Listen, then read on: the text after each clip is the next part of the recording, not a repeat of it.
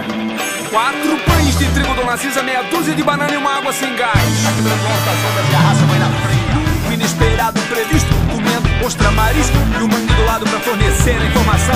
Maruim na lixó, Maruim é iniciator, Maruim manifestou, Maruim tá certo. Olá, está no ar o 4º programa do Maruim TV, um programa do coletivo Maruim de jornalismo e da TV Floripa.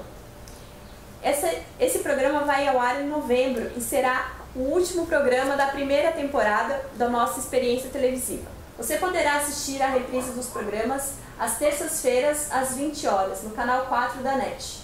Os nossos programas também estão disponíveis no canal do YouTube do Coletivo Maruim, que o endereço está aqui embaixo. Para quem não sabe, o Coletivo Maruim tem 1 ano de existência e tem a proposta de dar destaque a temas que a grande mídia costuma não cobrir. A gente está aqui no Observatório das Migrações de Santa Catarina, na UDESC, para falar de um termo urgente. Quem são os novos imigrantes que estão chegando ao Brasil? Por que eles migram? Como eles têm sido recebidos? Haitianos, senegaleses, sírios vêm para cá construir uma nova vida, cheios de sonhos, mas também enfrentam uma série de desafios, como preconceito, dificuldades de inserção social e, em alguns casos, até dificuldades de encontrar emprego. Em junho desse ano, a Joana Zanotto, do coletivo, foi até o ginásio Capoeirão para conversar com as pessoas que estavam chegando do Acre aqui em Florianópolis. E lá ela conseguiu relatar histórias de esperança de quem estava chegando ao Brasil para tentar uma vida nova.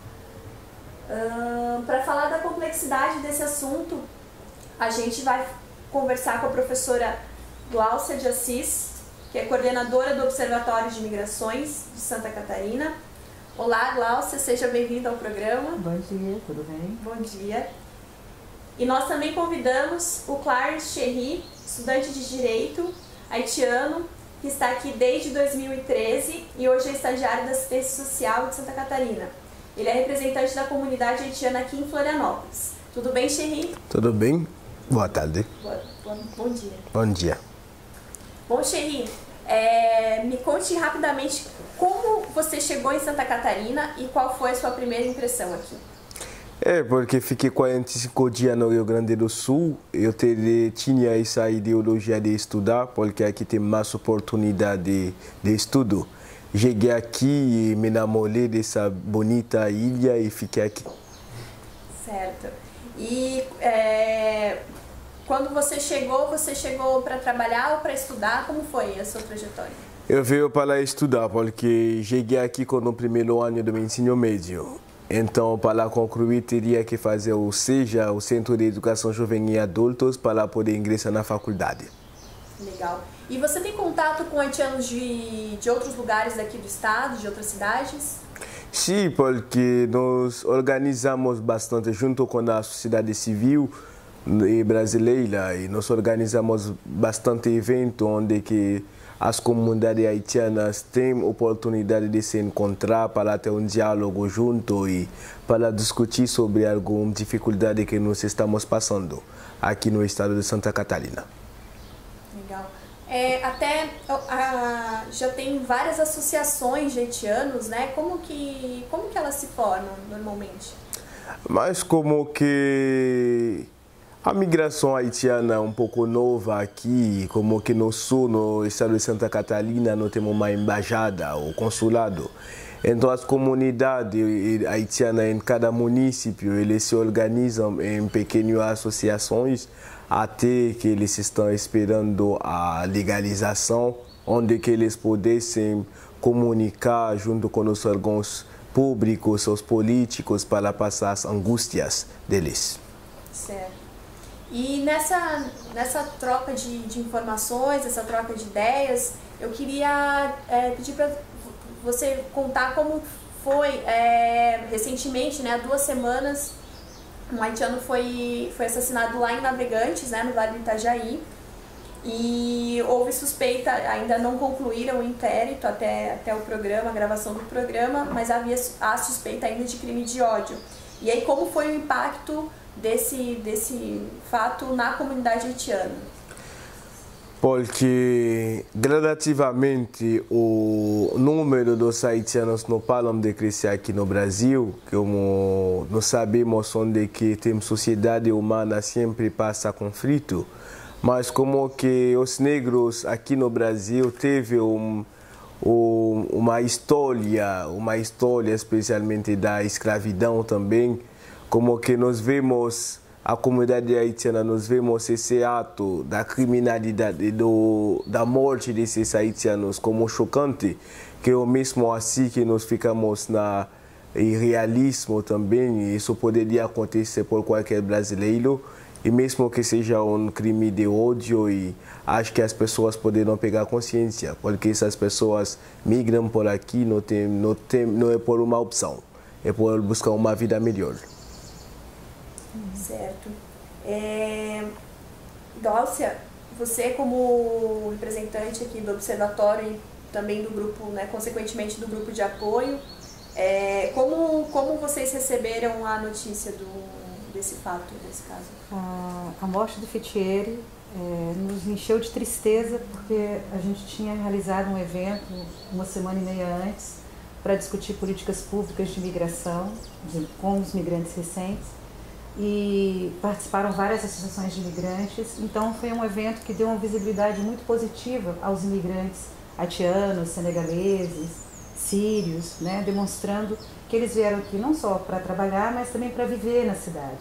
E quando a gente está falando da vida dos novos imigrantes, da chegada deles, da sua contribuição cultural à sociedade, morre um haitiano por um crime que, embora não tenha sido averiguado, tem todas as características de um crime de ódio racial, né? Porque a pessoa apanhou covardemente de um grupo de 10 pessoas, ele estava desarmado e apanhou com faca e pau, né? Então, a gente aguarda que as apurações sejam feitas com todo o rigor e esperamos, né, que esse crime terrível, né, sirva para conscientizar a sociedade de que os migrantes do século XXI têm que ser recebidos com o mesmo acolhimento, com o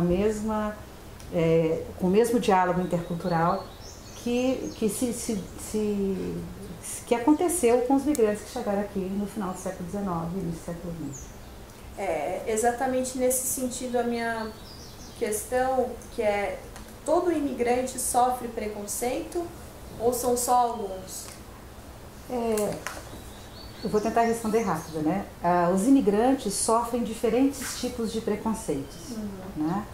Porque quando eles chegam na sociedade de acolhimento, qualquer imigrante, né, ele tem que, principalmente um estrangeiro, ele tem que aprender a língua, ele tem que aprender a circular nessa nova sociedade, a entender os códigos dessa sociedade. Então ele tem uma outra forma de organização de família, tem uma outra forma de casamento, tem outra forma de se alimentar.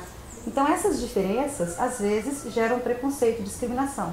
Mas à medida que os imigrantes vão se integrando à sociedade, vão aprendendo a língua, vão estabelecendo trocas culturais, esses preconceitos tendem a diminuir numa sociedade que é acolhedora com os imigrantes, né? Agora, só um minutinho, qual foi a sua principal dificuldade quando você chegou aqui? É a adaptação. Mas a língua, a comida, as pessoas? Não, porque, não sei, quando eu cheguei aqui foi bem recebido, mas a miscigenação também que dá um pouco, que é um choque para a maioria dos imigrantes haitianos, porque somos um povo homogêneo, a maioria de nossa população é negra e tem tantos brasileiros diferentes, isso dá um choque, mas na convivência nós aprendemos para aceitar essa nova realidade, especialmente a sociedade brasileira também. Historicamente falando, é uma novidade para nós também, independente da nossa realidade cultural também. E a língua, ela é uma primeira barreira também para poder se comunicar perfeitamente. Isso demorou um tempo e pela comunicação, e a gente pega algum vocabulário para poder se comunicar. E a Xeri aprendeu muito rápido, né? Aprendeu rápido e bem. E além da língua dos hábitos, tem algumas outras? Então, acho que junto com essas dificuldades que são de todos os imigrantes, né, no caso dos imigrantes haitianos, senegaleses, né, eles enfrentam o preconceito que já existe na sociedade brasileira em relação às populações de origem africana, né, em relação aos negros. Então,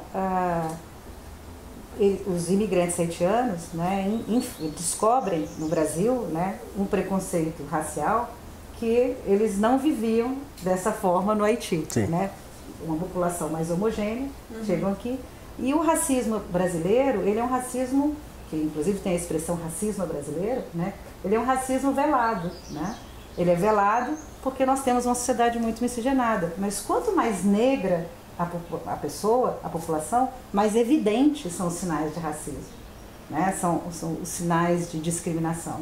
Então, como os haitianos, os senegaleses não tem como branquear, né? Não tem como você despistar a cor, eles chegam aqui e, além da dificuldade linguística, além da dificuldade de aprender a andar nessa sociedade, eles têm que se deparar e enfrentar as situações de discriminação racial que acontecem com os negros brasileiros e que se estendem aos haitianos, aos senegaleses, aos ganeses, né? Então, a desconfiança, a forma de abordagem policial, então situações que são bastante delicadas, né? Que são vivenciadas. Aliás, é uma pergunta que... Sim. É isso mesmo. Isso mesmo. E além porque a gente conversa muito, né, nos meios de comunicação se fala muito das pessoas que vieram para cá, mas não se fala muito do porquê que elas vieram para cá, né? Então, eu queria entender um pouco o que traz, né, os haitianos, os senegaleses, os sírios para cá, o que está acontecendo para que essas pessoas estejam se movimentando tanto e escolhendo o Brasil como destino. Então, quer falar, Sherry? Posso falar? Pode. Depois o Sherry completa. Né? Acho que é importante... acho que são vários fatores, né? Acho que o Brasil, até uns 2 anos atrás, vivia um processo de ascensão econômica e de uma visibilidade internacional muito positiva, né? Em vários sentidos, vários indicadores, né? Apontavam para um país em desenvolvimento e organizou uma Copa do Mundo, vai organizar umas Olimpíadas, e esses 2 grandes eventos, que são mega eventos, né? Eles têm uma capacidade de atração, né? De atrair população. Então, muitos imigrantes vêm, os senegaleses, por exemplo, e os ganeses, são uma migração que acontece um pouco antes da Copa, da Copa do Mundo, né? No caso dos haitianos, não. Os haitianos já são uma população que vivia numa situação de diáspora, que a gente chama, né? É uma população que tem um histórico de migração para os Estados Unidos, para o Canadá, para a França, para a Guiana Francesa, né? Mas, em 2010, tem um terremoto dramático no Haiti, né? Que acaba com a infraestrutura do país, que morre milhares de pessoas. Então, uma parcela dessa população tenta ir para os seus destinos tradicionais, para os Estados Unidos, para a República Dominicana e para a França. Mas tanto os Estados Unidos quanto a Europa estavam num momento de crise e de mais controle migratório. Então, o Brasil aparece como destino possível, aliado a dois fatores importantes, aqui fazendo uma referência ao Luiz, que faz parte do nosso observatório, né? A presença do Brasil com a MINUSTAH no Haiti cria uma maior proximidade entre os haitianos e os brasileiros e uma visibilidade muito positiva do Brasil no Haiti, né? E acho que isso, junto com essa conjuntura econômica e com a dificuldade de entrar nesses outros países tradicionais, acaba tornando o Brasil um país atrativo para os migrantes. Então, estou te falando por causas diferentes, né? E no caso dos sírios, eles vêm como refugiados, que é uma outra categoria. Entendi. Né? Depois... Olha, isso é tudo. Seria legal se você contasse um pouco como que foi... por que você escolheu o Brasil? Seria... Como que a professora Glaucia acabou de dizer, como o Brasil é visto como uma terra de oportunidade. E é uma terra de oportunidade. Então, em 2004, nós tivemos essa presença da Força Brasileira MINUSTAH no Haiti e a convivência também entre os haitianos e brasileiros fosse uma convivência de paz, especialmente depois do terremoto em 2010. E o exército brasileiro no Haiti empanhava as dores da comunidade haitiana e depois que o Brasil também queria encaixar os haitianos aqui e fez buscar na lei o processo de refúgio humanitário que poderia abrigar esses haitianos que entram aqui para viver, para servir, contribuir no meio dessa sociedade, para buscar uma vida digna como todo cidadão. Como que a professora acaba de dizer, e teve bastantes imigrantes do outro continente, do outro continente veio aqui no século XIX e XX, porque na mentalidade deles, para construir uma nova vida, pegaram raízes aqui nessa terra e para poder ter um futuro melhor. Isso que é um motivo que nós entramos aqui. Aqui temos oportunidade de estudo também. E nós estamos aqui, andando junto com o povo brasileiro. Obrigada. A gente vai fazer um intervalo de 1 minutinho para dar uma descansada e na volta a gente vai conversar um pouco sobre aquilo que a professora Glaucia falou no começo da conversa, que são as articulações entre sociedade civil organizada, imigrantes organizados e poder público para construir políticas públicas mais adequadas para receber os imigrantes. A gente volta já já. 4 pães de trigo, Dona Cisa, meia dúzia de banana e uma água sem gás. Tá quebrando altas ondas e a raça vai na frente. O inesperado imprevisto, comendo ostra marisco e o mangue do lado para fornecer a informação.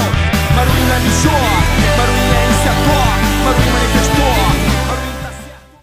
Estamos de volta com o Maruim TV, falando hoje sobre imigrações em Santa Catarina, aqui no canal 4 da NET, da TV Floripa. Lembrando que para acompanhar nossas reportagens, basta curtir nossa página do Facebook, está aparecendo aqui embaixo, ou então assinar o nosso canal do YouTube, que também está aparecendo aqui embaixo, é só ir lá. Vamos voltar a falar com a professora Glaucia. Eu queria saber um pouco sobre as políticas públicas que estão começando a ser desenhadas a partir de algumas organizações, né, da sociedade civil, das associações de imigrantes e poder público. Primeiro, antes disso, como que o estado de Santa Catarina especificamente tem se posicionado em relação às migrações? Então, eu acho que no estado de Santa Catarina você não tem políticas públicas específicas em relação aos migrantes. Então, o atendimento é sempre emergencial. É sempre por demanda, né? E isso cria situações como a do abrigo para receber os imigrantes da matéria do Capoeirão. Do Capoeirão, né? Quer dizer, que foi uma situação de emergência, mas que revela a falta de um centro de acolhimento, né? A falta de um lugar específico para acolher imigrantes. Então, foi uma acolhida importante, mas evidencia uma falta de uma política pública específica, né? Porque atende em termos de emergência, né? E não só do estado, quanto do município. Até antes do seminário que você citou, aconteceram 2 audiências públicas aqui em Florianópolis, né? E aí, nessas audiências públicas foram criados grupos de trabalho.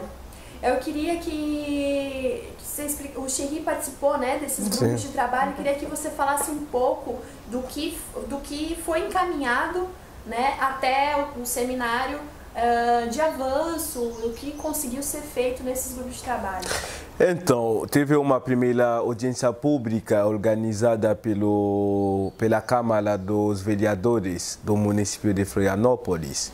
E logo a Comissão de Direitos Humanos da ALESC organizou essa audiência pública e teve essa oportunidade também de encaminhar vários pedidos pela Casa Civil, como o Conselho Estadual dos Migrantes. Que tipo de pedido? São pedidos de lei que mandaram pelo governador do estado, certo, para que pudesse ter a Secretaria a Secretaria Estadual de Direitos Humanos, o Centro de Referência de Direitos Humanos, o Conselho Estadual de Imigrantes, o Conselho Estadual de Direitos Humanos também. Certo. Então, e o grupo de trabalho se articula com os autores políticos do Estado para poder discutir, para elaborar as ideias, as novas leis elaboradas para ver se nós poderíamos ter uma política pública estadual ou levar esse projeto também que nós estamos fazendo aqui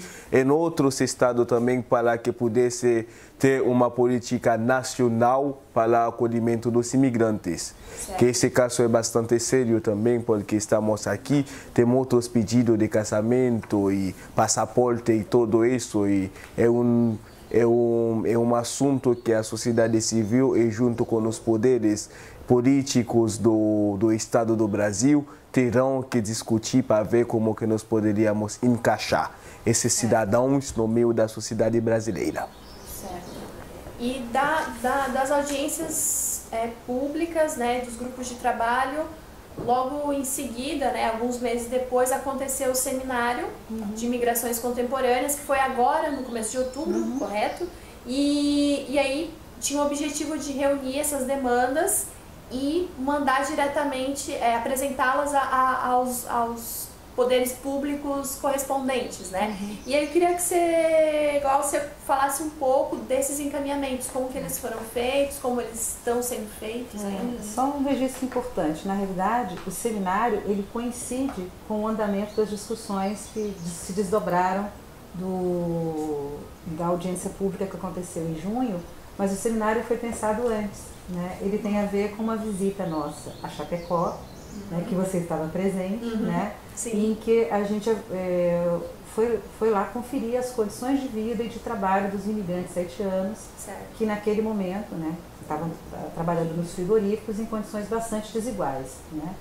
É importante dizer isso porque para a gente perceber como que esse movimento, né, da sociedade civil, da organização dos migrantes, ajuda, mesmo demorando, né, a pressionar por políticas públicas. Então, a gente estava organizando um seminário, aconteceu a audiência pública e foi uma feliz coincidência, porque aí várias das questões da audiência pública foram trabalhadas durante o seminário, né? Então, os esforços se coincidiram, né? O seminário foi organizado pelo Observatório das Migrações, o Grupo de Apoio aos Imigrantes e Refugiados de Florianópolis e o Ministério Público do Trabalho. Também gosto de ressaltar isso, e o apoio fundamental da Comissão de Direitos Humanos da Assembleia Legislativa. Gosto de destacar isso porque demonstra que tem vários atores da sociedade junto com os imigrantes, também sem o apoio das associações de imigrantes, o seminário não teria acontecido, né? Então houve toda uma articulação da sociedade civil, dos imigrantes, para produzir um seminário pensando nas condições de vida e de trabalho dos imigrantes recentes em Santa Catarina. Então acho que tem esse histórico que é super importante para dar conta do movimento que está acontecendo, né, na sociedade, porque as leis demoram a mudar, né? Mas esse movimento da sociedade pressiona para que seja mais rápido, né? Para que o centro de referência saia do papel e se torne realidade. Ele já é um projeto de lei, o Centro de Referência? É, porque teve uma diretoria de direitos humanos na Casa Civil. São dois projetos que nós temos em vaga. Então, o governador fez projeto de iniciativa popular, né? Não, para levar a diretoria de direitos humanos da Casa Civil pela Secretaria de Assistência Social do Trabalho e Habitação. Então, ia ter uma Secretaria de Direitos Humanos. Mas como aqui no sul do Brasil, no estado de Santa Catarina, não tem embaixada, não tem consulado. Então, como a Pastoral dos Migrantes que está dando atendimento para eles, quando o Poder Executivo terá que pegar a mão e abrir esse centro de referência de direitos humanos para que esses imigrantes poderão ter uma identidade nesse estado. Certo. Quer dizer, o acolhimento que teria que ser feito pelo Estado tem sido feito majoritariamente pela Pastoral do Migrante, né? embora a Secretaria de outros Assistência grupos Social... de sociedade Sim, civil, sim. por exemplo, os Sírios também tem a organização Tem deles. a organização deles, quer dizer, então, os imigrantes vão se organizando em associações, contam com a sociedade civil organizada, contam com algumas políticas públicas da Secretaria de Assistência Social, né? A gente não pode dizer, tem os programas de SEJA, de EJA, políticas de acolhimento mesmo, né? Mas elas são tímidas, né? São poucas em relação a esse aumento expressivo dessa população imigrante e as demandas mais amplas de regularização, de melhoria no atendimento, na Polícia Federal, de regularização, né? Então, os imigrantes haitianos, eles vêm numa condição que é de visto humanitário, que o Chico falou, né? E isso permite a eles, né, ter uma documentação para ter acesso ao mercado de trabalho. Mas isso às vezes demora, as taxas cobradas para emissão de documentos são caras, então é difícil a vida do imigrante estrangeiro aqui, porque nós temos a atual lei migratória do Brasil, ela é bastante restritiva, né, em relação aos imigrantes. Ela é restritiva em que sentido? Ela foi elaborada na década de 80, no final da ditadura militar. Então ela ainda tem muitos resquícios de um olhar sobre a migração que é de vigilância, né, que é de controle. Então o contato do migrante é com a Polícia Federal, né? A Polícia Federal, o Ministério da Justiça e o Ministério do Trabalho. Mas onde ele emite seus documentos é com a Polícia Federal. Então tem sempre um olhar de suspeita sobre essa migração, né? E a concessão de visto de permanência no Brasil, ela é dada ou por casamento, ou se você é um profissional muito qualificado. É difícil de você regularizar aqui, né? Demora. Então todos os processos são lentos. Então isso dificulta a vida para esses migrantes recentes, né? Dificulta se tornar um migrante legal aqui. Legal. Né? E tem um assunto também, além que esse é um problema que nós estamos discutindo, como a professora Glaucia mencionou, a Secretaria do Estado mandou uma CI em todo o estado de Santa Catarina para abrir turma de nivelamento, capacitação de saberes, AIFs, que tem várias instituições pedagógicas. Foi no seminário, né, que foi apresentado? Sim, que estão engajando sobre essa questão da educação, que não olha o imigrante somente como mão de obra, mas poderia ser uma mão de obra qualificada, que nós sabemos que tudo pode ser resolvido da base de uma educação de qualidade. E por isso que nós pedimos também, além das políticas sociais, nós precisamos políticas especialmente voltadas, políticas públicas e pedagógicas, para que esses imigrantes possam se educar para crescer no sistema trabalhista do Brasil. Isso é muito importante também.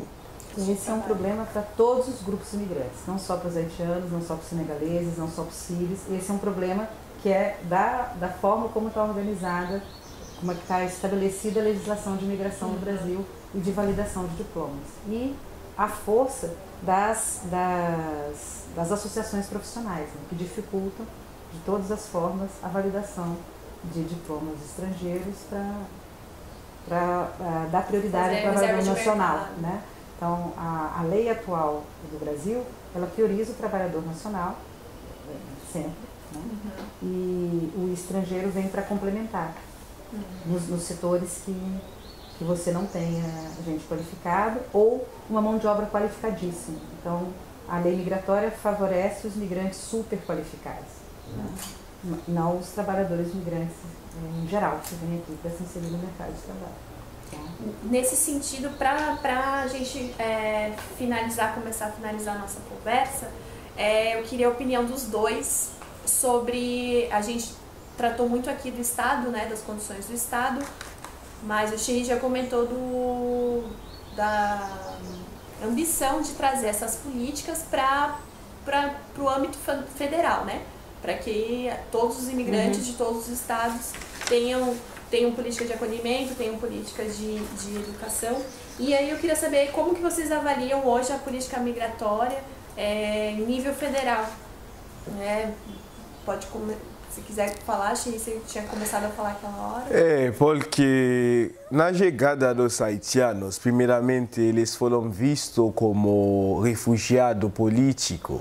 Então, quando os diplomatas brasileiros estavam discutindo sobre essa questão, que os haitianos não se encaixavam nesse processo, porque o Haiti não está em processo de guerra civil, o Haiti não tem conflito com outros países. Então, adentro, como que a professora dizia, que nos encaixamos melhor como por visto humanitário, que o CONARE não aceita nossos vistos como refugiados, manda pelo SINIG e o SINIG manda pelo Ministério da Relação Exterior. Mas que teve um encontro interestadual também, como que eu não vou acabar de dizer, vai ter uma comitê intermunicipal aqui em Florianópolis. Então, o Dr. João Guilherme Granja estava discutindo sobre esta questão, que é a questão da migração, que não seja municipal, que não seja estadual, que seja federal.